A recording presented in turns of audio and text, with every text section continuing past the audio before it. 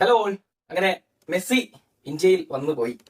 അപ്പോൾ നമ്മൾ അതേ പറ്റിയിട്ട് കുറച്ച് കാര്യങ്ങൾ നമുക്ക് ശരിക്കും സംസാരിക്കാനുണ്ട്. ഞാൻ ഒരു 4 പോയിന്റ് ആയിട്ട് ഇങ്ങനെ നോട്ട് ചെയ്ത് വെച്ചിട്ടുണ്ട്. അപ്പൊ ആ 4 പോയിന്റ് എന്ന് പറയുന്നത്, ഒന്ന്, ബംഗാളിൽ എത്തിയ മെസ്സിയും സംഭവങ്ങളും. 2, ഹൈദരാബാദിൽ മെസ്സി എത്തിയപ്പോഴുള്ള സംഭവങ്ങൾ. 3, മുംബൈയിലെത്തിയ മെസ്സി. 4, മെസ്സി കേരളത്തിൽ എത്തുമോ എന്നുള്ളതാണ് 4ാമത്തെ പോയിന്റ്. അപ്പൊ ഈ 4 കാര്യങ്ങളെ പറ്റിയിട്ട് നമുക്കൊന്ന് സംസാരിക്കാം. Hi all football fans, welcome to network. അങ്ങനെ മെസ്സി ഇന്ത്യയിൽ വന്നു പോയി. നമുക്ക് ഒരുപാട് അഭിമാന നിമിഷങ്ങൾ അതിലൂടെ ഉണ്ടായി, എന്നാൽ ഒരുപാട് നാണക്കേടുള്ള നിമിഷങ്ങളും ഇതിലൂടെ ഉണ്ടായി എന്നുള്ളതാണ് സത്യം. അപ്പോൾ നമ്മൾ ഇത്രയും കാര്യങ്ങൾ ഞാൻ ആദ്യം ഒരു പോയിന്റ്, കുറച്ച് 4 പോയിന്റ് പറഞ്ഞു. ഈ പോയിന്റുകളെ വെച്ച് പറയുകയാണെങ്കിൽ, ആദ്യത്തെ പോയിന്റ്, ബംഗാളിലാണല്ലോ ആദ്യം വന്നത് മെസ്സി. സോൾട്ട് വന്ന മെസ്സി അവിടെ നടന്ന സംഭവങ്ങൾ എന്താണ് എന്നുള്ളതാണ്. അപ്പം ഫസ്റ്റ് പരിപാടി തന്നെ പാളിപ്പോയി എന്നുള്ള ഒരു സംഭവമാണ് അവിടെ ഉണ്ടായത്. അപ്പോൾ എല്ലാവരും ശരിക്കും ഭയന്നു, ദൈവമേ ഇനി അങ്ങോട്ടുള്ള പരിപാടികളൊക്കെ ഏത് വഴിക്കായിരിക്കും എന്ന് വരെ നമ്മൾ ചിന്തിച്ചു പോയി. കാരണം ബംഗാളിൽ സംഭവിച്ചത് മറ്റൊന്നല്ല, സിമ്പിൾ ആയിട്ട് പറയുകയാണെങ്കിൽ, നമ്മുടെ ഈ കല്യാണങ്ങളൊക്കെ ഇല്ലേ, ശരിക്കും നമ്മുടെ നാട്ടിലൊക്കെ ഉള്ള കല്യാണം പരിപാടിയിൽ ഈ ചെറുക്കനും പെണ്ണും താലി കെട്ടാനായിട്ട് മറ്റേ കതിർ മണ്ഡപത്തിലിരിക്കുമ്പോൾ കുറച്ച് അമ്മാവന്മാർ വരും. ഏത് ആള് കളിക്കാനായിട്ട് അവർ കല്യാണം കഴിച്ച് എക്സ്പീരിയൻസ് ഉള്ള കുറെ ടീംസ് ഉണ്ടല്ലോ. ഇവരിഞ്ഞോട്ട് വന്നാൽ താലി അങ്ങനെ എടുക്ക്, മാല ഇങ്ങനെ എടു, മറ്റേ സാരി കൊടുക്ക്, ദക്ഷിണ കൊടുക്ക്. അപ്പൊ ഇവര് പറഞ്ഞാലേ ഇതൊക്കെ നടക്കത്തുള്ളൂ. അപ്പൊ ഇവര് കയറി അങ്ങ് വട്ടം നിൽക്കും. ഇപ്പൊ ഓഡിറ്റോറിയത്തിലിരിക്കുന്ന അല്ലെങ്കിൽ ഈ കതിർ മണ്ഡപത്തിന് മുന്നിലിരിക്കുന്ന ഒരാൾക്ക് പോലും കല്യാണം കാണാൻ പറ്റാത്തൊരവസ്ഥ ഉണ്ടാവും. ക്യാമറമാൻമാർക്ക് ഫോട്ടോ എടുക്കാൻ പോലും പറ്റാത്തൊരവസ്ഥ ഉണ്ടാവും. അപ്പൊ ഈ സെയിം സംഭവമാണ് ബംഗാളിൽ സംഭവിച്ചത്. അപ്പൊ ബംഗാളിനെ സംബന്ധിച്ചിട്ട് അറിയാലോ, ഇന്ത്യയിൽ ഭയങ്കര അതിഭീകരമായിട്ട് ഫുട്ബോളിനെ സ്നേഹിക്കുന്ന ആളുകളുള്ള ഒരു സ്ഥലമാണത്. അപ്പൊ അവിടെ മെസ്സി വരിക, മെസ്സിയെ കാണുക എന്ന ഒരു ആഗ്രഹത്തോടു കൂടി വലിയ പൈസ മുടക്കി ടിക്കറ്റ് എടുത്ത് പോയിരുന്ന ആളുകൾക്ക് മെസ്സിനെ ഒരു നോക്ക് കാണാൻ പോലും പറ്റിയില്ല. അതിന്റെ കാരണം എന്താ? വട്ടത്തിന് ആള് നിൽക്കുക. അപ്പം അവിടുത്തെ ഏറ്റവും വലിയ പ്രശ്നം എന്ന് പറഞ്ഞാൽ അതിന്റെ ഒരു കോർഡിനേഷൻ ആയിരുന്നു. ആ പ്രോഗ്രാം കോർഡിനേറ്റ് ചെയ്ത ആളുകളുടെ പ്രശ്നമാണ്. അത് ഇങ്ങനെ ആയിരുന്നില്ല ചെയ്യേണ്ടത്. അപ്പോൾ ആളുകളുടെ എന്താ പറയാ, അവരുടെ വികാരം അവരവസാനം അവിടെ കാണിച്ചു എന്നുള്ളതാണ്. അപ്പോൾ അത് ശരിക്കും പറഞ്ഞാല് അവരെ കുറ്റം പറയാൻ പറ്റുമോ എന്ന് ചോദിച്ചു കഴിഞ്ഞാല്, ഒരുപക്ഷെ നമ്മൾ ചിലപ്പോൾ ആ ഒരു സാഹചര്യത്തിൽ അങ്ങനെ പെരുമാറിപ്പോകും. അത് അവരെ കുറ്റം പറഞ്ഞിട്ട് കാര്യമില്ല. കാരണം അവരുടെ അടുത്ത് കാണിച്ചത് അത്ര വലിയൊരു തെറ്റാണ്. ഇത്രയും കാശ് മുടക്കി അവർ ടിക്കറ്റ് എടുത്ത് കയറ്റിയിട്ട് അവർക്ക് മെസ്സിയെ കാണാൻ പറ്റിയില്ല. മെസ്സിയെ കാണാൻ വേണ്ടിയാണ് അവർ ടിക്കറ്റ് എടുത്ത് കയറിയത്. മെസ്സി കളിയൊന്നും അല്ല, ഒരു മാച്ചൊന്നും അല്ല അവിടെ നടക്കുന്നത്. മാച്ച് ആണെങ്കിൽ ആ മെസ്സിയെ കൺകുളൊക്കെ കാണാറുണ്ട്. മാച്ചല്ല, മെസ്സി വന്ന് കൈവീശി കാണിച്ച് പോകുന്ന ഒരു പരിപാടിയാണ്. അപ്പൊ അതിന് ടിക്കറ്റ് എടുത്ത് കയറിയ ആളുകൾക്ക് മെസ്സിയെ കാണാൻ പറ്റിയില്ല എന്ന് പറയുമ്പോൾ ഇതല്ല ഇതിന്റെ അപ്പുറം അവിടെ നടക്കും. വെടിവെപ്പും ബോംബേറൊന്നും ഉണ്ടായില്ലല്ലോ, ഭാഗ്യം. പിന്നെ നമ്മൾ മറ്റൊരു രീതിയിലൂടെ പറയുകയാണെങ്കിൽ, അത് തെറ്റായി പോയി എന്നൊരു സാധനം നമുക്ക് പറയാൻ പറ്റുന്നില്ല എന്നുള്ളതാണ് ശരിക്കും പറഞ്ഞാൽ. പക്ഷെ അങ്ങനെ പൊതുമുതൽ നശിപ്പിക്കരുത്, നമുക്ക് തന്നെയാണ് നഷ്ടം. അതൊക്കെ ഒരു പൗരബോധം എന്നുള്ള രീതിയിൽ ആ ഒരു സൈഡിലേക്ക് വരേണ്ട കാര്യങ്ങളാണ്.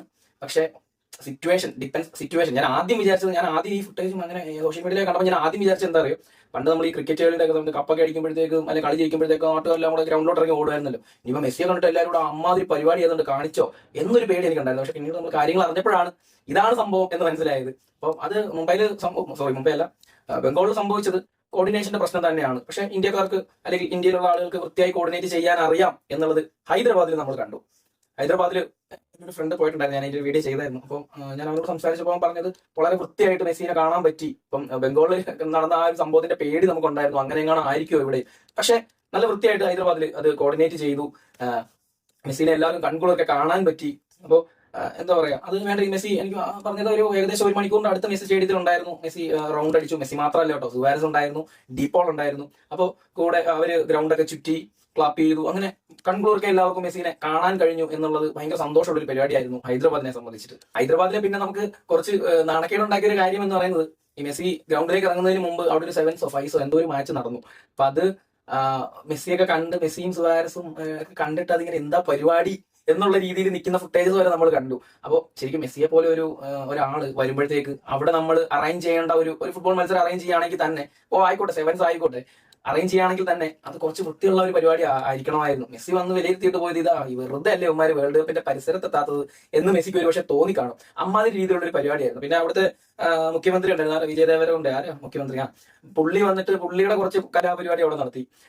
പുള്ളി മെസ്സി ബോൾ അടിച്ച് പുള്ളിയുടെ അടുത്തോട്ട് കൊടുക്കാൻ പുള്ളി തിരിച്ച് എങ്ങാണ്ടോട് അടിച്ചു കളയുന്നുണ്ട്. മെസ്സിയോട് പോയി എടുത്തിട്ടാണ് എന്നുള്ള സെറ്റപ്പിൽ അടിച്ചു കളയുന്നു. പുള്ളി മെസ്സിയുടെ അടുത്തോട്ട് തന്നെ അടിച്ചതാ. പക്ഷെ പുള്ളിയുടെ ഉന്നം അത് പാളിപ്പോയി. പുള്ളിയുടെ ഉന്നം 1 തവണയല്ല 2 തവണയല്ല 10 തവണയാണ് പാളിയത്. അപ്പൊ അങ്ങനെയുള്ള ചില അല്ലറ ചില്ലറ നാണക്കേടുകൾ നമുക്ക് ഉണ്ടായി എന്നുള്ളത് സത്യമാണ്. പിന്നീട് നമുക്ക് ഏറ്റവും വലിയ ഒരു അഭിമാന നിമിഷങ്ങൾ ഉണ്ടാകുന്നത് മുംബൈയിൽ വെച്ചിട്ടാണ്. മെസ്സിയും സുനിൽ ഛേത്രിയും തമ്മിൽ മീറ്റ് ചെയ്യുന്നു. അത് ഒരു ഭയങ്കര അടിപൊളി പരിപാടിയായിരുന്നു. നമുക്ക് മറ്റൊരു രീതിയിൽ നോക്കുമ്പോൾ, ഒരു ഇന്ത്യൻ ഫുട്ബോൾ ഫാൻ എന്ന രീതിയിൽ നോക്കുമ്പോൾ, ഭയങ്കര ആദരവ് ലഭിക്കേണ്ട ഒരു മനുഷ്യനാണ് സുനിൽ ഛേത്രി. അപ്പോൾ മെസ്സിക്ക് നമ്മൾ ഭയങ്കര ആദരവ് അവിടെ നൽകുന്നു. പക്ഷെ അതൊക്കെ പോട്ടെ, നമ്മൾ അതിലോട്ടൊന്നും പോകുന്നില്ല. പക്ഷെ എന്നാലും സുനിൽ ഛേത്രിയും മെസ്സിയും തമ്മിലുള്ള ആ ഒരു മീറ്റപ്പ് ഭയങ്കര അടിപൊളിയായിരുന്നു. കാരണം ചുമ്മാ ഞാൻ ഇവിടുത്തെ ലെജൻഡ് ആണെന്ന് പറഞ്ഞ് ചുമ്മാ എന്നങ്ങ് മീറ്റ് ചെയ്യല്ലായിരുന്നു. ഗോൾ സ്കോറിംഗിൽ സിയാസവനും അതേപോലെ മെസ്സിക്കും പിന്നെ ഇടയ്ക്ക് ആരും അലി എന്ന് പറഞ്ഞിട്ട് പുള്ളി ഉണ്ട്.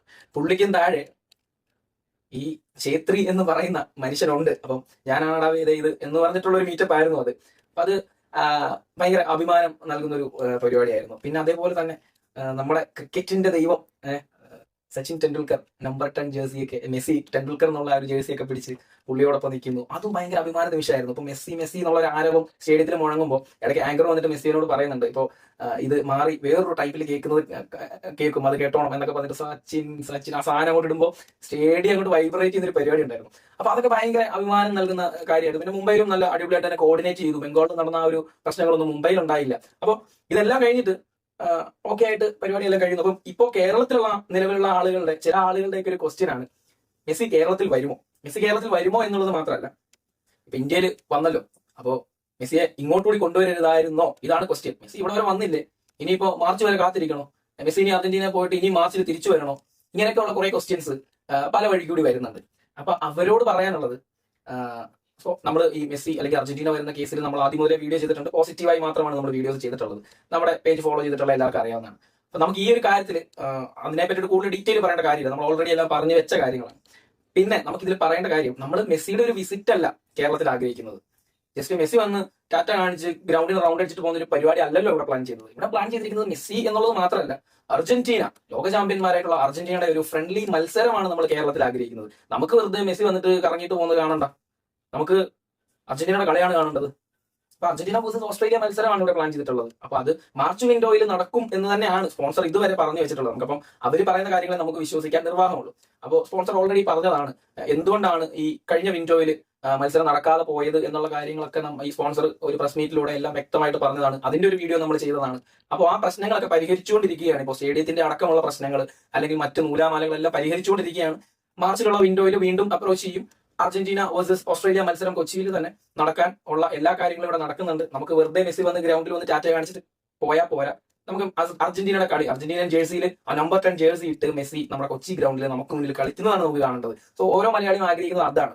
അപ്പോൾ അതിന് വേണ്ടിയിട്ടാണ് ഇപ്പോൾ നമ്മുടെ ഗവൺമെന്റ് ആണെങ്കിലും അല്ലെങ്കിൽ സ്പോൺസർ ആണെങ്കിലും ഒക്കെ അതിന് വേണ്ടിയിട്ടാണ് അവർ പരിശ്രമിച്ചുകൊണ്ടിരിക്കുന്നത്. സോ അത് നടക്കും എന്ന് തന്നെ നമുക്ക് വിശ്വസിക്കാം. കാരണം നമ്മളും ഒരുപാട് ആഗ്രഹിക്കുന്നുണ്ട് ആ കാര്യം. അപ്പോൾ ഇതാണ് മെസ്സി കേരളത്തിലേക്ക് വരുമോ എന്നുള്ള ആളുകളോട് എനിക്ക് പറയാനുള്ളത്.